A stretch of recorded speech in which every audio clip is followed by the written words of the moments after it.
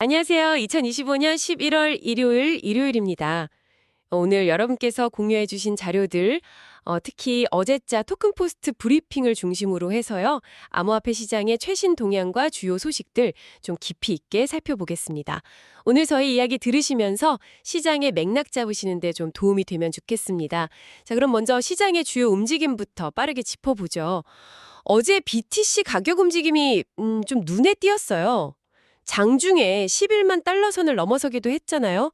바이낸스 USDT 마켓 기준으로 11만 24.45달러까지 갔다가 다시 또 하회해서 10만 9천 달러 선 아래, 그러니까 10만 8,986.22달러까지 내려왔더라고요. 이 변동성 어떻게 봐야 할까요? 네, 맞아요. 그야말로 좀 정신없는 움직임이었죠. 단기적으로 가격이 이렇게 출렁이니까 불안하게 느끼실 수도 있는데, 근데 또 다른 쪽에서는 상승 전환 가능성 이야기도 나오고 있어요. 예를 들어서 크립토 퀀트 기고가 중에 아랍체인이라는 분이 있거든요. 이분 분석을 보면 바이낸스에서 BTC 현물 평균 주문 규모랑 총 거래 금액이 꾸준히 늘고 있다는 거예요. 아, 평균 주문 규모랑 거래 금액이 증가한다? 그게 구체적으로 어떤 의미가 있을까요? 그냥 거래가 많아졌다는 건가요? 아니면 그 이상인가요? 네, 그 이상으로 해석될 여지가 있죠. 그러니까 소액 주문이 많아져서 거래량이 느는 거랑은 좀 다르게 볼 수 있다는 건데요. 평균 주문 규모가 커진다는 건 상대적으로 자금력이 큰 전문 투자자들, 이런 그룹의 참여가 늘고 있을 가능성을 보여주는 거죠. 이분들이 현재 가격 수준을 그냥 떨어지는 걸로만 안 보고 오히려 괜찮은 진입 시점이다, 이렇게 보고 있을 수 있다는 해석이에요. 아하, 가격이 흔들릴 때 오히려 기회로 삼는 움직임일 수 있다. 흥미롭네요. 가격 그래프만 볼 게 아니라 그 뒤에 있는 참여자들의 실제 행동을 봐야 한다는 거군요. 그러면 그 시장의 큰 손들이라고 할 수 있는 예를 들어서 10BTC에서 1000BTC 보유한 핵심 홀더들 있잖아요. 이분들 움직임은 좀 어떤가요? 네, 아주 중요한 포인트죠. 센티멘트 데이터를 보면요, 이 10에서 1000 BTC 보유 그룹이 현재 전체 BTC 공급량의 와. 68.62%내 갖고 있어요. 이게 양으로 따지면 1368만 BTC거든요. 정말 어마어마하죠. 근데 흥미로운 점은 이분들이 이전 고점까지 갈 때는 약 11만 BTC를 더 사들였어요. 매집을 한 거죠. 네, 11만 개요. 와. 네. 근데 그 이후로는 오히려 23,200 BTC를 팔았다는 거예요. 매도를 한 거죠. 사 모으다가 팔기 시작했다. 이건 좀 어떻게 봐야 할까요? 그냥 단기적으로 이익 실현한 걸까요? 아니면 뭔가 생각이 바뀐 걸까요? 글쎄요, 지금 단정하기는 좀 이른 것 같고요. 두 가지 가능성을 다 열어놔야 할 것 같습니다. 말씀하신 대로 단기 차익 실현일 수도 있고요. 아니면 시장이 더 오를까 하는 확신이 좀 부족해서 리스크 관리 차원에서 물량을 좀 조절하는 걸 수도 있겠죠. 이분들 자금이 다시 매수 쪽으로 돌아서는지 아니면 매도세가 계속되는지를 좀 지켜봐야 단기 방향성을 가늠하는 데 중요할 것 같습니다. 번째 소식은 코인베이스 이야기인데요. 상당히 큰 규모의 인수를 추진 중이라고요? 네, 블룸버그 보도를 보니까 코인베이스가 BBNK라는 스테이블 코인 인프라 스타트업 인수를 위해서 막바지 협상 중이라고 합니다. 인수금액 추정치가 무려 약 20억 달러. 와, 우리 돈으로 거의 3조 원 가까이 되는 거죠. 실사 단계고 빠르면 올해 말이나 내년 초에 마무리될 것 같다, 이런 이야기네요. 네, 맞습니다. 이 뉴스는 정말 여러 가지 의미를 담고 있는 것 같아요. 코인베이스가 단순히 거래소를 넘어서 이제 스테이블 코인 결제 인프라 쪽으로 사업을 크게 확장하려는 의지를 아주 강하게 보여주는 거죠. 특히 BBMV가 기업 간 결제나 디파이 활용 이런 쪽에서 스테이블 코인의 실제 사용 사례를 넓히는 데 강점이 있는 회사로 알려져 있거든요. 그러니까 단순히 코인 사고 파는 걸 중개하는 데서 그치는 게 아니라 스테이블 코인을 이용해서 기업들이나 다른 서비스들이 실제로 돈을 주고받는 시스템, 그 인프라를 직접 만들겠다, 이런 의지군요. 바로 그거죠. 기업 간의 국경 간 결제를 더 빠르고 싸게 한다거나 아니면 디파이에서 스테이블 코인을 더 많이 쓰게 한다거나 이런 식으로 스테이블 코인이 진짜 실생활 금융 시스템에 쓰이게끔 길을 만들겠다는 큰 그림으로 보입니다. 그래서 BBNK 인수는 이런 전략을 실행하기 위한 핵심 기술과 네트워크를 확보하려는 아주 전략적인 행보라고 풀이할 수 있겠습니다. 이런 움직임이 근데 코인베이스만 보이는 건 아니지 않나요? 물론이죠. 최근에 리플이 만든 스테이블 코인 RLUSD 있잖아요. 이것도 시가총액이 벌써 9억 달러 가까이 되면서 기업 결제나 디파이에서 활용 사례가 막 늘어나고 있거든요. 결국 스테이블 코인 시장의 주도권을 잡기 위한 경쟁이 점점 더 치열해지고 있다. 그리고 관련 인프라 확보가 정말 중요해지고 있다. 이걸 보여주는 거라고 할 수 있습니다. 스테이블 코인 분야 정말 뜨거워지고 있네요. 자, 다음 소식은 국내 블록체인 투자사 해시드의 김서준 대표가 내놓은 진단인데요.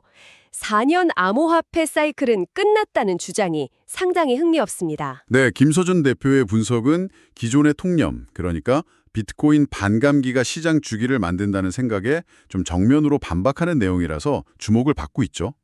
예전에는 4년마다 비트코인 채굴 보상이 반으로 줄어드는 그 반감기가 공급 충격을 줘서 가격 상승을 이끌고 이게 전체 시장 사이클을 만든다, 이런 시각이 많았잖아요. 네, 그랬었죠. 근데 김 대표는 이런 기계적인 공급 중심의 사이클은 이제 더 이상 유효하지 않다, 이렇게 주장하는 겁니다.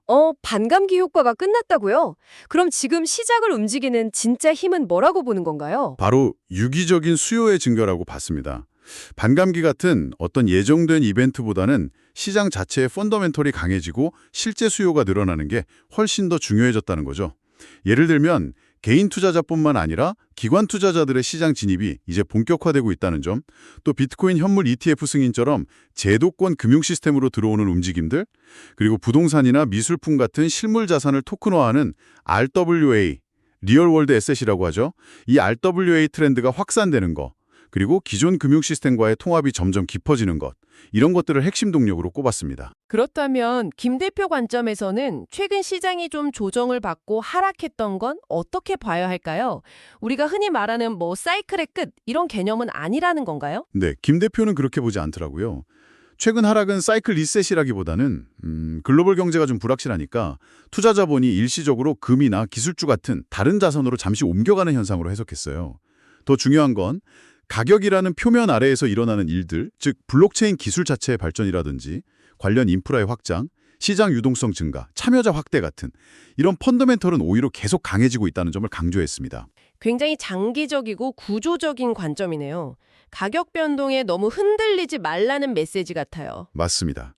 심지어 소유할 수 있는 모든 것은 결국 토큰화될 것이다, 이렇게 예측하면서요. 암호화폐가 더 이상 그냥 부가적인 투자 대상이 아니라 미래 자본주의 시스템의 핵심 혈류가 되어가고 있다고까지 이야기했어요. 그래서 단기적인 가격 변동이라는 소음에 휘둘리지 말고 블록체인 위에서 실제로 발생하는 수익, 즉 온체인 수익과 실제 현금 흐름을 추적하는 게 훨씬 중요하다, 이렇게 말합니다.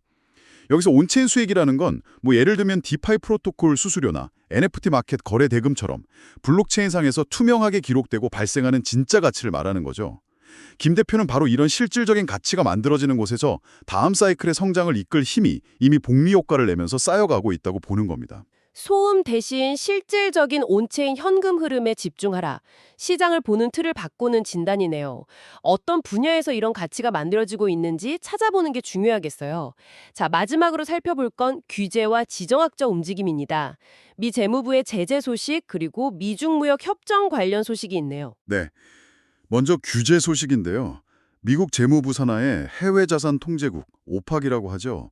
여기서 캄보디아의 프린스 그룹이라는 조직과 관련된 암호화폐 지갑 25개를 제재 목록에 추가했어요. 이 지갑들에 들어있던 BTC가 무려 7억 8천만 달러, 우리 돈으로 1조 원이 넘는 규모라고 합니다. 1조 원 규모의 비트코인이 묶인 거네요. 프린스 그룹 여기가 어떤 곳이길래 이런 제재를 받은 거죠? 이 프린스 그룹은 캄보디아에서 대규모 사기 범죄 단지를 운영한 혐의 등을 받고 있습니다. 아주 심각한 범죄 혐의죠. 이미 미국 정부가 이 그룹 회장을 기소하면서 관련된 BTC 12만 7천여 개를 압수한 적도 있고요. 이번 제재는 암호화폐가 여전히 불법 자금 활동에 쓰일 수 있다는 우려, 그리고 동시에 규제 당국이 이걸 적극적으로 추적하고 제재하고 있다는 걸 보여주는 사례라고 할 수 있겠습니다. 근데 이런 제재가 강화되면 합법적인 사용자나 기업들까지 좀 위축될 수 있다는 걱정도 들긴 하는데요. 네, 그럴 수 있죠. 규제가 너무 강해지면 혁신이 저해될 수 있다는 우려는 항상 있습니다. 다만 이번 건은 명백한 대규모 범죄 조직을 겨냥한 거니까요. 이게 바로 일반적인 암호화폐 활동 전체에 대한 규제 강화로 이어진다고 보기는 좀 어렵지 않을까 싶습니다. 하지만 확실한 건 암호화폐 산업 전반에 걸쳐서 규제 준수, 즉 컴플라이언스의 중요성은 계속 커지고 있다는 점입니다. 규제 리스크는 여전히 중요한 변수군요. 반면에 시장에는 좀 긍정적인 소식도 있어요. 미중 관계 관련해서요. 미 재무장관 스코페센트가 다음 주 중에 미중의 무역 협정을 체결할 계획이라고 밝혔다고요. 네, 맞아요. 미중 무역 갈등은 글로벌 경제 전반과 특히 위험자산 시장에 큰 부담이었잖아요. 만약에 이게 실제로 타결된다면 시장의 불확실성을 좀 덜어주고 투자 심리에도 꽤 긍정적인 영향을 줄 수 있겠죠. 암호화폐 시장 역시 이런 거시경제 환경 변화에서 자유로울 수 없으니까요. 물론 아직 확정된 건 아니지만 해결 국면으로 간다면 시장에 좋은 모멘텀이 될 수 있어서 계속 주목해야 할 변수입니다. 알겠습니다. 오늘 살펴본 소식들을 종합해보면 몇 가지 중요한 흐름을 읽을 수 있는 것 같아요. 첫째는 기관들의 더 깊어진 참여. 코인베이스 사례처럼 단순히 투자를 넘어서 인프라 구축이나 사업 확장으로 나아가고 있다는 점. 특히 스테이블 코인 분야 경쟁이 더 치열해질 것 같고요. 네, 그렇죠. 둘째는 시장 동력의 변화인 것 같아요. 해시드 김소준 대표 진단처럼 이제 4년 반감기 사이클보다는 펀더멘탈, 유기적인 수요 증가에 주목해야 한다는 시각이 힘을 얻고 있다는 거죠. 단기적인 가격보다는 장기적인 관점에서 인프라 발전이나 실제 사용 사례, 온체인 데이터 같은 걸 봐야 한다는 거고요. 네, 맞아요.